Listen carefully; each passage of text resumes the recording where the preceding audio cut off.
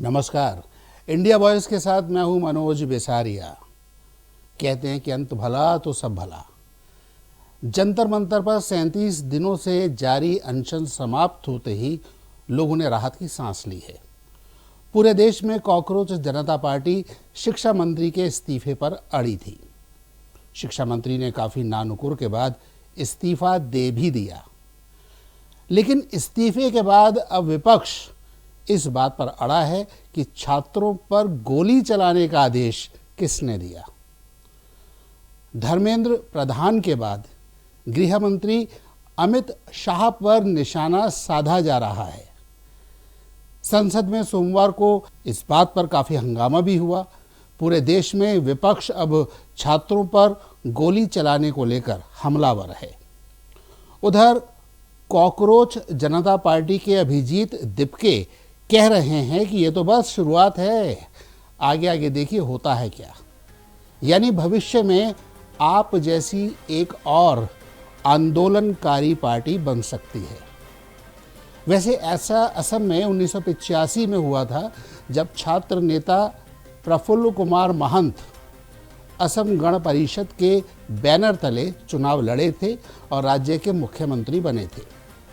बहरहाल सीजेपी के मामले में सरकार ने सभी आंदोलनकारी छात्रों पर लगाई गई एफआईआर वापस लेने का फैसला किया है। अब तक 17 एफआईआर दर्ज हो चुकी हैं और अब पुलिस इन सभी एफआईआर को रद्द कर देगी। आज हम इस बात पर भी चर्चा करेंगे और साथ ही ये भी बताएंगे कि सीजेपी की तर्ज पर कौन सा एक नया आंदोलन देश में शुरू होने वाला है। तो सबसे पहले बात सरकार द्वारा वापस ली जा रही एफआईआर की। सरकार को केस वापस लेने का अधिकार है और इसके लिए क्या कानूनी प्रक्रिया अपनाई जाती है, इस बारे में आज हमारे साथ हैं दिल्ली हाईकोर्ट के सुमित रावत। सुमित जी नमस्कार, स्वागत है आपका। नमस्कार सर। सुमित जी, ये जानना चाहता हूँ कि सरकार ने जो केस वापस लिए हैं, इसमें क्या प्रक्रिया अपनाई जाती है? देखिए सर, सरकार ने अभी तक बोला है कि हम केस वापस लेंगे, लेकिन अभी तक जैसे कि हमें आपके थ्रू भी और बाकी बहुत सारे न्यूज़ चैनल्स के थ्रू ये जानकारी प्राप्त हो रही है कि अभी थोड़ी देर पहले ही कॉकरोच जनता पार्टी के कुछ फाउंडिंग मेंबर्स की प्रेस कॉन्फ्रेंस हुई थी। तो उसमें हमारे सामने ये जानकारी आ रही है कि अभी तक जो एफआईआर्स हैं उनको विड्रॉ करने के लिए सरकार की तरफ से कोई प्रोसीजर नहीं अपनाया गया है। लेकिन अगर हम लीगल पॉइंट की बात करें तो जी हाँ, बिल्कुल ऐसा करा जा सकता है। सरकार एफआईआर्स को वापस ले सकती है और उनको वापस लेने के लिए लीगल मैकेनिज़्म, जो हमारा लीगल प्रोसीजर है बीएनएसएस, उसके अंदर 2-3 तरीके दे रखे हैं।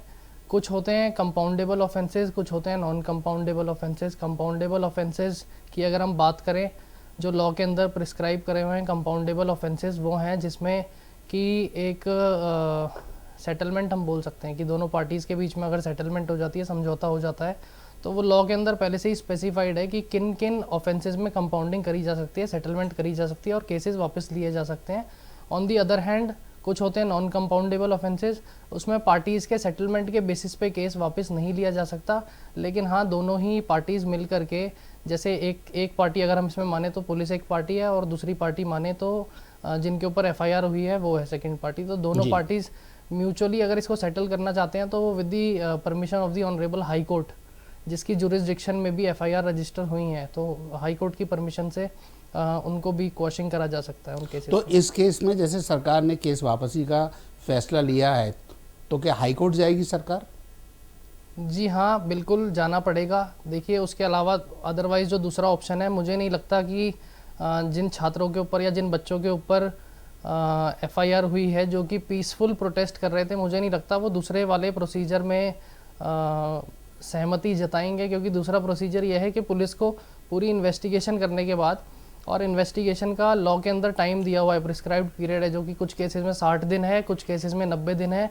तो मुझे नहीं लगता कि जो छात्र जिनके ऊपर एफआईआर हुई है वो 60 या 90 दिन का वेट करेंगे कि पूरी इन्वेस्टिगेशन ओवर हो, और इन्वेस्टिगेशन ओवर होने के बाद उसके बाद पुलिस जो है उसमें क्लोजर रिपोर्ट फाइल करके उस एफआईआर को क्लोज करे। तो अच्छा, इसका कोई पीरियड भी होता है कि इतने समय के भीतर ये क्लोजर रिपोर्ट दर्ज करवानी होती है? जी हाँ, बिल्कुल, लॉ के अंदर प्रिस्क्राइब्ड पीरियड है।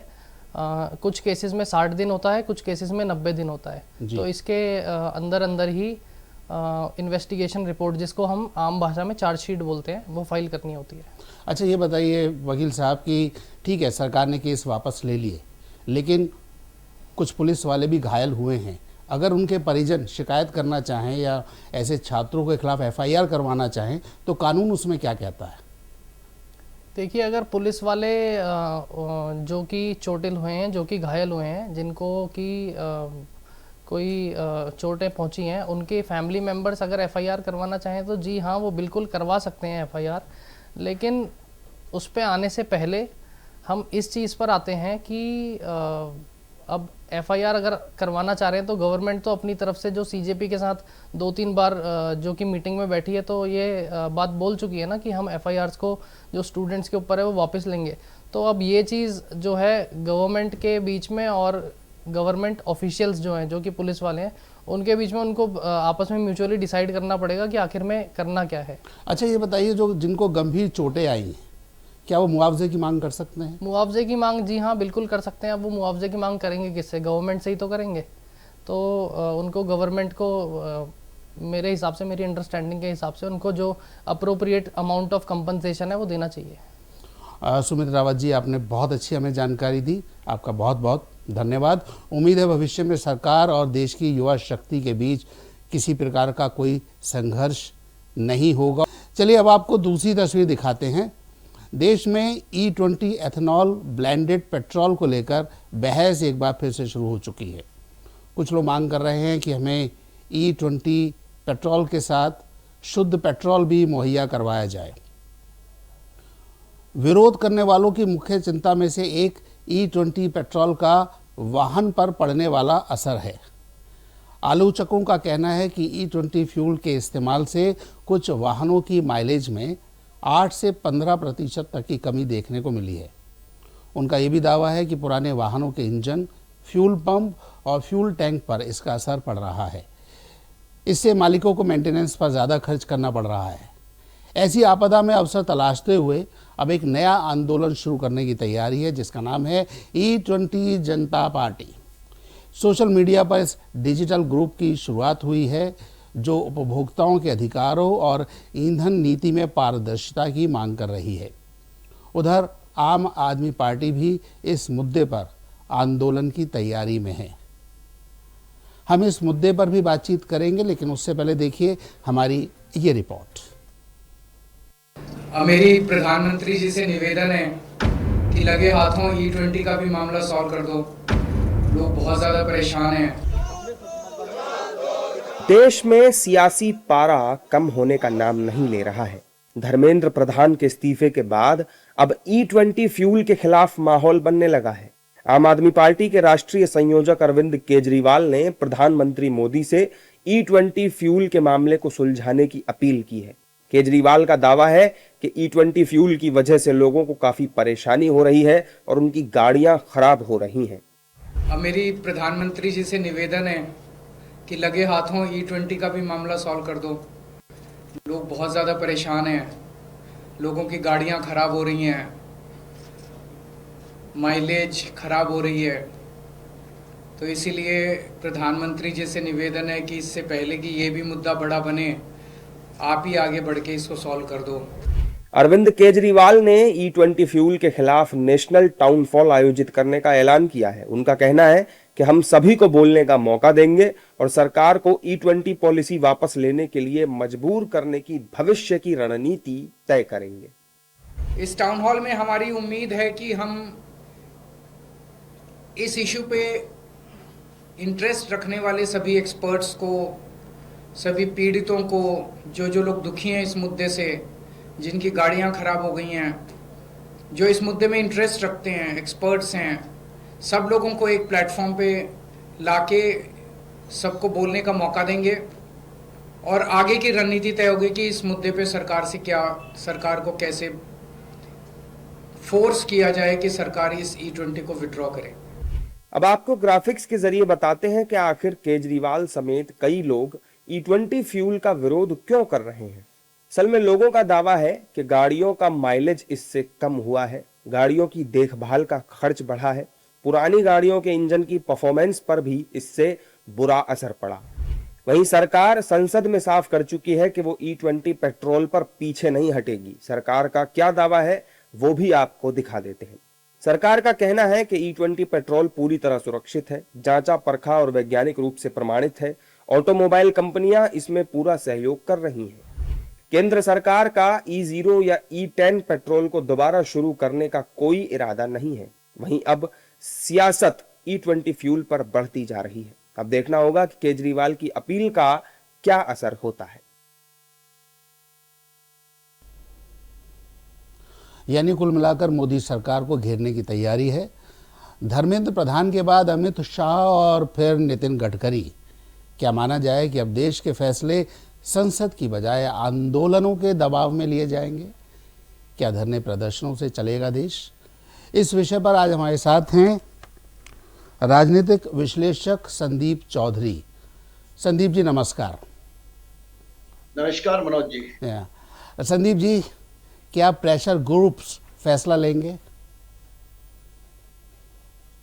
देखिए मनोज जी, जब देश की राजनीति करवट लेती है और हमने देखा है एक किसान आंदोलन देखा, उसमें सरकार पर दबाव बनाया गया। अभी हाल ही में हमने देखा छात्रों का आंदोलन, सरकार पर दबाव बनाया गया।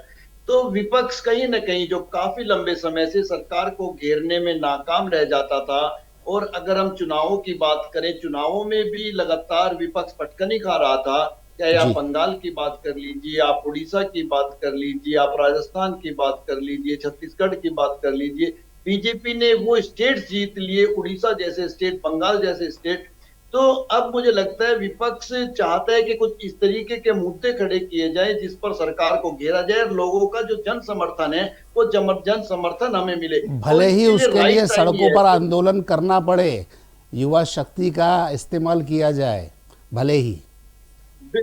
बिल्कुल मनोज जी, युवा शक्ति का इस्तेमाल किया जाए, क्योंकि युवा शक्ति ही वो है जो परिवर्तन ला सकती है। और आपने देखा होगा जिस तरीके से सदन की कार्यवाही बाधित हो रही है, विपक्ष ये भी जानता है कि अगर सरकार को सही से पटल पर बात रखने का मौका दे दिया या जो बिल सरकार के पिटारे में है वो रखने का मौका दे दिया, तो शायद हमारे करे धरे पर पानी फिर सकता है। क्योंकि सरकार भी अपनी तैयारियों से हर तरीके से वाकिफ है और किस तरीके से कौन सा बिल रखना है, कौन सा बिल लोगों को पसंद आ सकता है। अगर यही जो अभी शिक्षा नीति पर जो चीजें लेकर के आए हैं कि 1 करोड़ तक का जो है जुर्माना हो सकता है, 10 साल तक की सजा हो सकती है, ये सारी चीजें इतनी इफेक्टिव हैं कि आम लोग और छात्र इनको पसंद करेंगे। और कहीं ना कहीं विपक्ष के लिए ये बड़ी समस्या पैदा कर सकती है, क्योंकि विपक्ष सरकार को घेरना चाहता है और विपक्ष के जाल से सरकार निकल सकती है।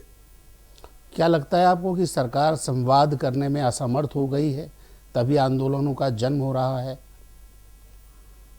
देखिए, कहीं ना कहीं मैं ये मानता हूं कि सरकार चीजों को डिले करती है और सरकार शुरुआत में चीजों को हल्के में लेती है। इसी तरीके से किसान आंदोलन इतना बड़ा हो गया था और इसी तरीके से ये आंदोलन, जिसको ये लग रहा था कि बच्चे हैं, कॉकरोच पार्टी क्या कर लेगी या कांग्रेस या दूसरे दल इनके समर्थन में आकर क्या ही बिगाड़ लेंगे, लेकिन जब देखा सरकार ने कि ये आंदोलन अब खाली जंतर मंत्र का आंदोलन नहीं रह गया है, ये लखनऊ का आंदोलन भी बन रहा है, ये भोपाल का आंदोलन भी बन रहा है, ये नॉर्थ ईस्ट का आंदोलन भी बन रहा है, ये पूरे हिंदुस्तान में फैलने लगा है, तो सरकार ने बातचीत भी की। और आपने देखा धर्मेंद्र प्रधान को हटाना कोई छोटी बात नहीं है। धर्मेंद्र प्रधान उस लॉबी से आते हैं जो मोदी जी के 4-5 लोगों की नियर डियर की जो लॉबी है। मैं मानता हूं कि जो देश के रक्षा मंत्री है राजनाथ सिंह, वो भी शायद उस लॉबी का हिस्सा नहीं है, नितिन गडकरी भी उस लॉबी का हिस्सा नहीं है। इतने नजदीक धर्मेंद्र प्रधान हैं, अमित शाह जी हैं या मोदी जी की जो लॉबी है, तो उनको हटाना बहुत बड़ा एक झटका है सरकार के लिए। और ये एक प्रेशर बच्चों ने क्रिएट किया, छात्रों ने इसीलिए आंदोलनों के जरिए नितिन गडकरी, अमित शाह और धर्मेंद्र प्रधान तो खैर चले ही गए, उनके ऊपर निशाना साधा जा रहा है? देखिए, बिल्कुल धर्मेंद्र प्रधान चले गए हैं और हम लोग हंसी मजाक में आपस में कुछ पत्रकार साथी बैठकर ये चर्चा कर लेते हैं कि देखिए ये बम धर्मेंद्र प्रधान के ऊपर फूट गया। अगर ये शिक्षा नीति या नीट वाला मसला नहीं होता तो शायद नितिन गडकरी का अब तक इस्तीफा हो गया होता, क्योंकि जी ये देश के अंदर एक बहुत बड़ा इथेनॉल का मामला है।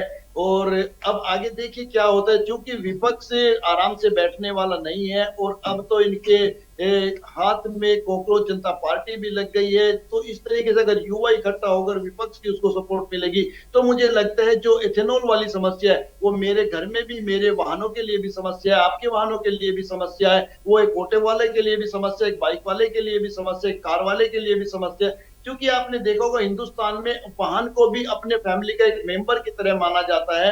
अपनी गाड़ी को अंदर खड़ी करते हैं, उसकी साफ सफाई का इतना ध्यान रखते हैं, अपनी जरूरत का सामान उसको माना जाता है। तो उसकी केयर करना भी हमारे यहाँ बहुत इंपॉर्टेंट है। और उसकी केयर की बात आएगी तो फिर इथेनॉल की बात आएगी। इथेनॉल से एवरेज पर भी फर्क पड़ता है, इंजन पर भी फर्क पड़ता है, टंकी में भी जंग लगता है और कहीं ना कहीं ये सीधा चलिए हमारी जेब इथेनॉल से की जुड़ा ही बात मामला भी है। करते हैं। ये बताइए, ये जो आंदोलन खड़ा करने की तैयारी है E20 जनता पार्टी की और केजरीवाल की, ये क्या लगता है आपको, जनहित का मुद्दा है या कोई राजनीतिक एजेंडा है? देखिए, जितनी भी राजनीतिक दल हैं वो राजनीतिक दल उसी एजेंडे पर सफल हो सकते हैं जो जनहित से जुड़ा होगा। अगर खाली राजनीति से जुड़ा होगा या खाली सत्ता परिवर्तन को लेकर के चीजें होंगी तो मेरे ख्याल से आज की तारीख में हिंदुस्तान में आम आदमी, चाहे मैं हूं, आप हो, हम किसी के सपोर्ट में क्यों जाएंगे? हम किसी को प्रधानमंत्री बनाने के लिए, किसी को मुख्यमंत्री बनाने के लिए क्यों सपोर्ट करेंगे? लेकिन जब हमें ये लगता है कि नहीं, ये मेरी जेब से जुड़ा मामला है, ये मेरे घर से जुड़ा मामला है, ये मेरे वाहन से जुड़ा मामला है, तो शायद हम लोग उस चीज के लिए बाहर निकलते हैं। और राजनीतिक लोगों को तो राजनीति करनी है, ये अपना फायदा अपने तरीके से कहीं से भी ले सकते हैं। राजनीति में यही फायदा नहीं होता है कि मुझे कुर्सी मिल जाए, राजनीति में ये भी फायदा होता है कि दूसरे की कुर्सी चली जाए। जी बिल्कुल।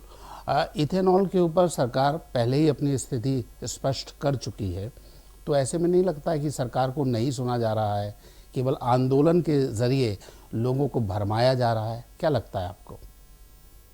देखिए, मुझे लगता है इस तरीके की बातें करके लोगों को एकजुट करने की चीज है और कहीं ना कहीं लोगों की सिंपैथी अपने साथ लेने की बात है। अदरवाइज ये चीजें स्पष्ट है। हाँ, एक नुकसान सरकार को जरूर हो सकता है।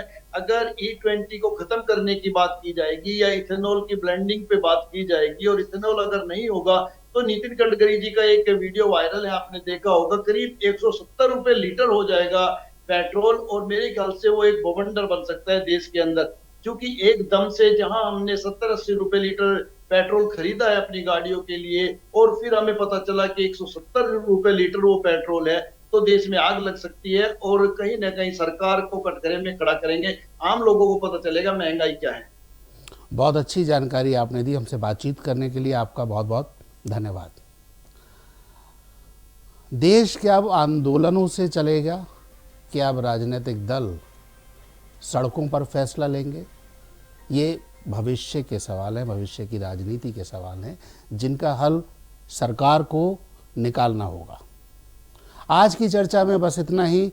इंडिया वॉइस पर खबरों का सिलसिला जारी है। अब दीजिए अनुमति। नमस्कार।